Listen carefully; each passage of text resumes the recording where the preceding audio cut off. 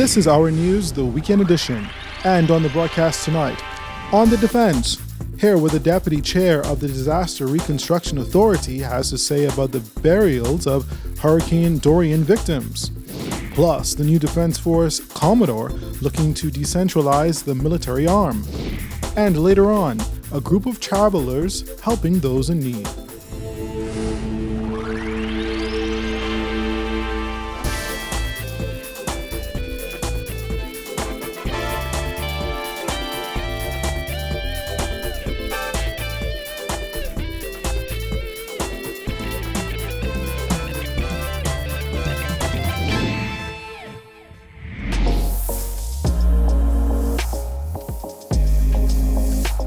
Our news is brought to you by Alive. Good evening, everyone. I'm Andrew Knowles, and thanks so much for joining us. Just after tempers flared yesterday during a service of remembrance for 55 Hurricane Dorian victims who lost their lives on Abaco back in September, Disaster Reconstruction Authority Deputy Chairman Algernon Cargill is defending the process, saying it was just to give the unidentified victims a resting place. Their bodies have been housed in a temporary morgue since they were discovered. And because no positive identification has been made, government laid them to rest in a public cemetery in Central Pines. However, family members of the deceased and missing protested outside the graveyard, saying they weren't notified or given an opportunity to ID their loved ones. The majority of the DNA tests we had were inconclusive in the first round, and those DNAs were under the direction of the Ministry of Health as well as the police. Our focus in the Disaster Reconstruction Authority began in February, and in February of this year is when we ordered a new round of DNA tests, and that DNA test is ongoing now. When those DNA tests are finalized, we certainly will provide every opportunity to any family member, not only to identify the exact grave their loved one is, but also if they want to remove their loved one and place them in another grave. Some have criticized the burial, calling it an insult to family members. According to Cargill, the Disaster Reconstruction Authority has taken full responsibility for the cost of the burial. And what we want to do also is acknowledge that, notwithstanding that the burials are high standard, that the pain and agony will take a long time to go away, and we certainly understand that. But the DRA, like as I said, our focus is once the Royal Bahamas Police Force has provided the DNA results and they've been matched to the family members, we have absolutely no reason to disallow anyone from claiming their loved ones. Meantime, 200 Bahamians have registered with the Bahamas Consulate Office in Atlanta for repatriation. That according to Consul General Astra Umbrister-Roll. She said Bahamians in Florida are being allowed to return home first, so there is a bit of a wait for those who come under her purview. That list includes Georgia, Kansas, Alabama, Oklahoma, and Tennessee. She said the number grows with every address by the Prime Minister. Every time the Prime Minister has an address, the uptick in phone calls goes through the roof. And so our role is basically to field those phone calls and assist people as best as we can. But there's no definitive date just yet. I think what we want to make sure of is that the process is streamlined. The first batch of people went back, I believe, last week or 2 weeks ago. The next batch is going out on Thursday of this week and on Saturday. And throughout the whole process, it's going to be streamlined. Hundreds of Bahamians have requested to return home amid the COVID-19 pandemic. The Consul General says she has also been inundated with calls from Bahamians in places as far away as Australia. I would like to urge the public is to be patient with us. I say it all the time on the phones. We love the conversations that we're having with our Bahamians who are here. Like I said, we got to know them very, very well. So the best thing that we can ask for is patience. It's a global event, and we really want people to just understand that we're going to try as best as we can and as hard as we can to move people in an effective way. Newly appointed Commodore of the Royal Bahamas Defense Force, Dr. Raymond King, says under his leadership, a key push will be further decentralizing the Royal Bahamas Defense Force. King says while much of the focus has been placed on the southern Bahamas, he believes the force needs to set up key locations on other islands as well. Jasmine Brown reports. Commodore King says there are many issues he plans to tackle head-on while he leads the force during one of the most difficult times in Bahamian history. He says a primary focus will be the continued decentralization of the military organization. There are several national security objectives that are presently being unfolded, and it's my priority to continue the execution of those strategic objectives, which include the decentralization of our operations throughout not only in our Ragged Island, but we're now considering other family islands to have the Defense Force presence. The decentralization of the force has been years in the making. The $232 million Sandy Bottom project, which represents the single largest capital investment the government has made in the RBDF, is a major component of those efforts. The project, which includes the acquisition of patrol craft, dredging of harbors, and the development of bases and port facilities, includes the development of Defense Force bases at strategic locations in the northern, central, and southern Bahamas, along with deployment of personnel, ships, and aircraft. Officials have also said the decentralization strategy will enhance the Defense Force's overall efficiency in conducting search and rescue and disaster relief operations. In addition to pushing to complete the project, King says they're also looking to fully integrate the recently purchased drones into their operations. Those drones will give us enormous benefit in terms of knowing who is in our domain at any time. And it also extends our range, because those drones can be deployed from the vessels as well as from land, and it will give us at least about 100 plus nautical miles. And so it would save the wear and tear on our service aircraft, but that increases our domain. King added that another major component to enhancing the force is enhancing ties with its partners. Not only at the national level, but at the international level, and to continue to build on those relationships with the United States, Turks and Caicos, the United States, Rhode Island, GAD, Canada, as well as the UK, because I've had some bilateral discussions with those countries when I attended a few seminars just prior to the pandemic.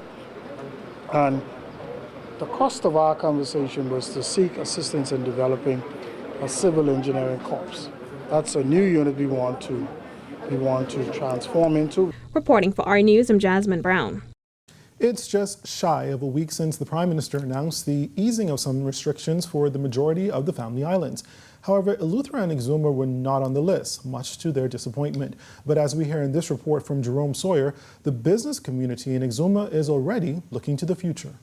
This Exuma resident put it best. Yeah, it's still living.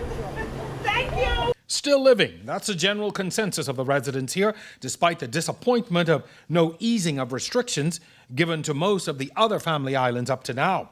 But in the midst of the despair and now disappointment, there is hope. When the lockdown ends, some business owners think they could benefit from the many small hotels they have on island. Our setup allows us to social distance. There does not have to be any interaction with guests for them to get to their rooms. All of the rooms are accessible from the outside, so they walk in, they walk to their rooms, they're completely separated from any other room. And so unlike in Atlantis and Bahama and the bigger resorts where people have to pass each other in a hallway and all that kind of stuff, I think the Family Islands are perfectly set up, and the small hotels, to entertain guests who you need to social distance with. But not everyone is as optimistic. We are speculating what kind of tourists will be the first to come once the reopening. And it might be the kind of tourists, it may be high-end tourists and those persons that can stay in certain kinds of places, the upscale homes, and where they can have those kinds of security and what have you. So in that vein, I think initially the impact may not be as great as we otherwise would think, because I don't think a lot of them would initially come and be staying in the little small hotels. The majority of the small business owners here have to rely on national insurance to supplement their lost income. For those here not compliant with NIB, it's definitely a wake-up call. The aftermath of this is that we need to encourage them to be compliant and to understand the importance of registering with NIB, because some of them are they were just doing their business and they were not paying national insurance, what have you. And so the good out of this will be that they now have to have that as a part of their ongoing expenses. Let me be current with national insurance so that when something happens in the future, they can be beneficiaries. And while they wait to see if they are included in the next phase of the reopening, the anxiety grows. We have some investors who are looking at wanting their construction to take place. We have construction workers who are ready and able to work. Allow them to work, make some money so some funds can flow around on the island. And then just take your time, monitor it before opening up the borders. It's very difficult to be in business and not know how long you have to extend yourself because, again, it's not been easy to keep everyone on staff with, very reduced revenue. Reporting for our news, I'm Jerome Sawyer. Well, still ahead tonight, the demand growing for more food assistance. Plus, the Hope Center hands out bags of groceries to those in need.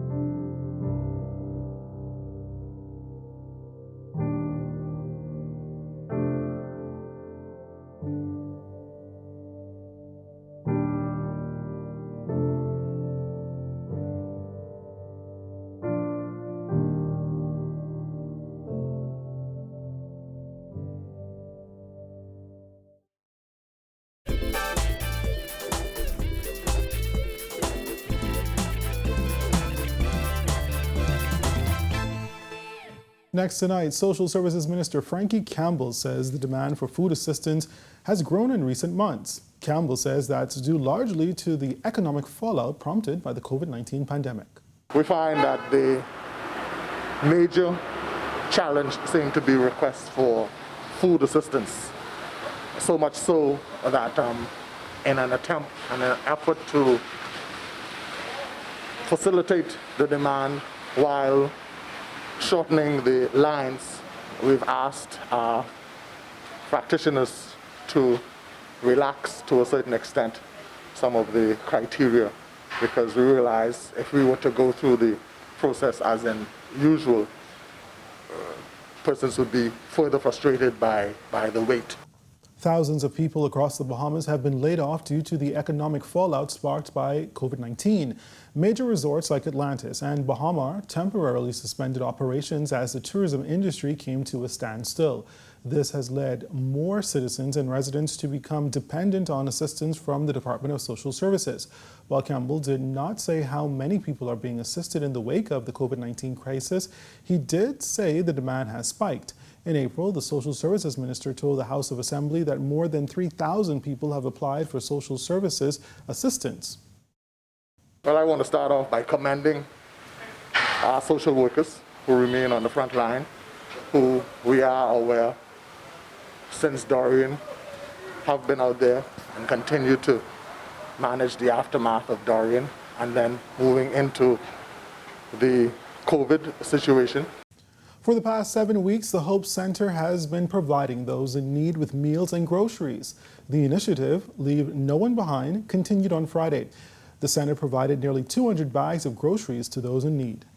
The cars are going to line up based in the order, the numbers that they receive, and we're going to have people that's just going to go and give them the bags, give it to their car. They're just going to go out from there. Some of the items in the packages include rice, grits, tuna, and corned beef. According to Pastor Carlos Reed, this initiative will continue as long as they have the means to do so.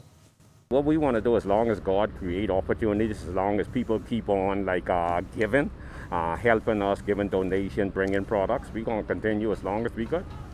As long as God provides the provision, we're going to continue. When our news, the weekend edition, comes back from the break, Public Hospitals Authority officials say they have sufficient supplies of personal protective equipment. And it's thanks to organizations like Delta Sigma Theta Sorority Incorporated for donations of equipment. That's coming up.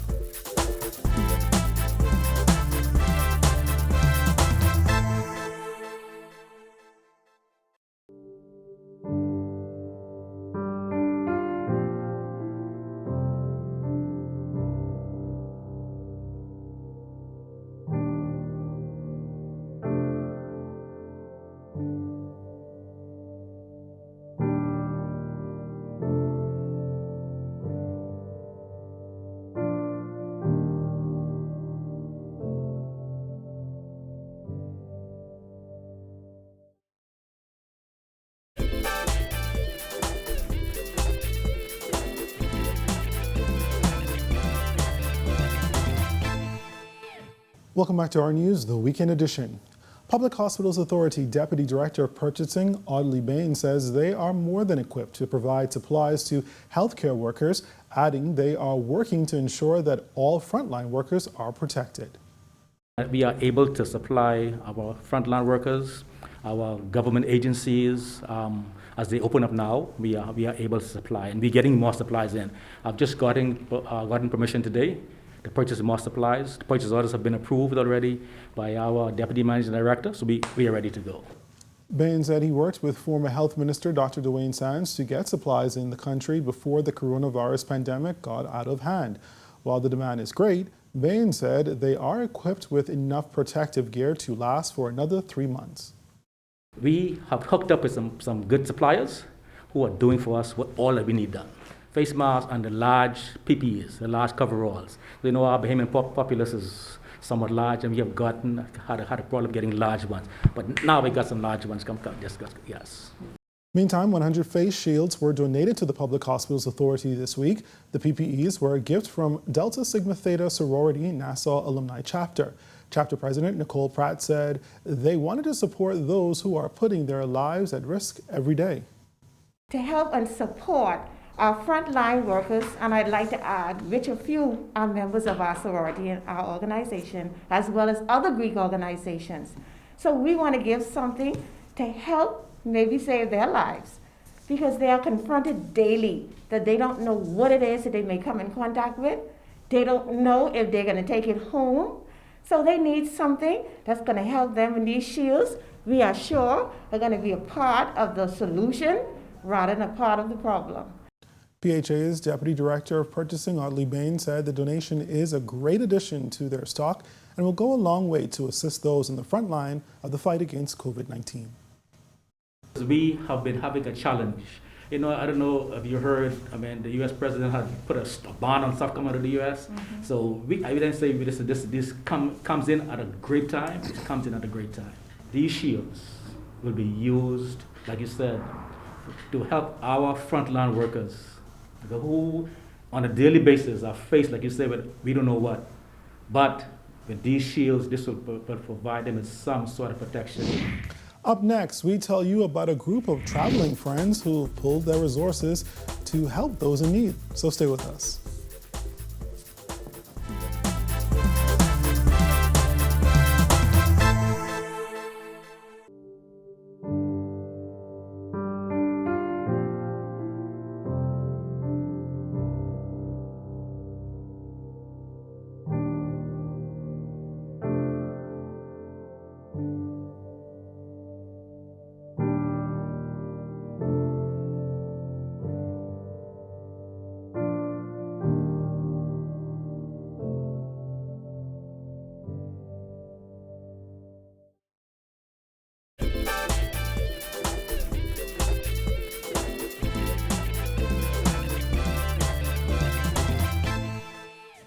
A group of traveling buddies pooled their resources to help 15 families in need.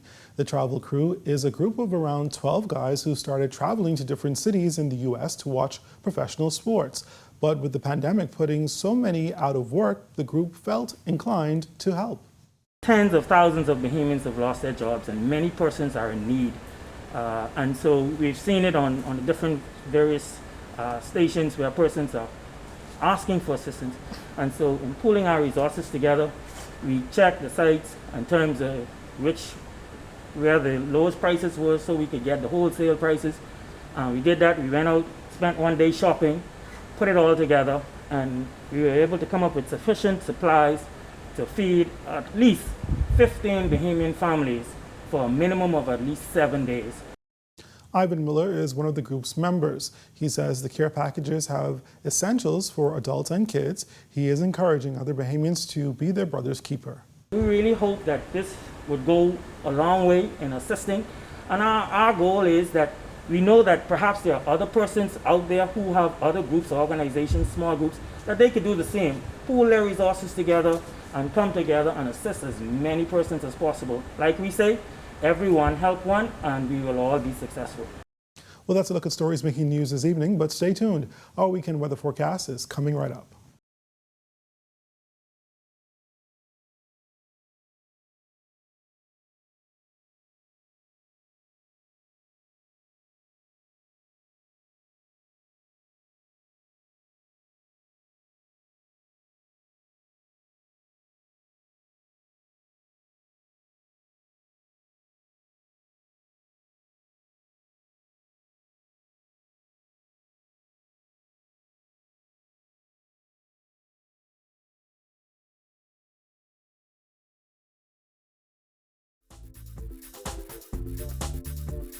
And that's going to do it for us on a Saturday night. I'm Andrew Knowles. For all of us here at R News, thank you for watching. Let's remember to be safe and look out for each other. Have a good night.